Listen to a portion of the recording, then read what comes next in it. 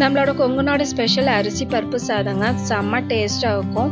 இது வீட்டில் ட்ரை பண்ணி பாருங்கள். இது சிம்பிள் ரெசிபி தான், ஆனால் டேஸ்ட்டை பார்த்தீங்கன்னா அல்டிமேட்டாக இருக்கும். ட்ரை பண்ணி பாருங்கள். ஸ்டவ் ஆன் பண்ணிக்கோங்க, குக்கர் வச்சுக்கோங்க. ஒரு 3-4 டேபிள் ஸ்பூன் எண்ணெய் ஊற்றி, எண்ணெய் நல்லா சூடானே சோம்பு கடுகு நல்லா பொரிஞ்சனே பெரிய வெங்காயம் கருவேப்பிலை போட்டு நல்லா வணக்கி விட்டுக்கோங்க. 1 டேபிள் ஸ்பூன் இஞ்சி பூண்டு பேஸ்ட் போட்டு நல்லா வணங்கினதுக்கப்புறம் ஒரு 2 பழம் தக்காளி பழம் போட்டு நல்லா வணக்கி விட்டுக்கோங்க. பொடி பார்த்தீங்கன்னா மஞ்சத்தூள், மிளகாத்தூள், சாம்பார் தூள் போட்டு வணங்கினதுக்கப்புறம் உப்பு ஆட் பண்ணிக்கோங்க. நான் அரிசி பார்த்தீங்கன்னா நான் 1.5 டம்ளர் எடுத்துருக்கேன். அது கூட துவரம்பருப்பு, அவரைப்பருப்பு 2 டேபிள் ஸ்பூன் போட்டுக்கோங்க. 1 டேபிள் ஸ்பூன் வந்துட்டோன்னா கருப்பு உளுந்து போட்டுக்கோங்க.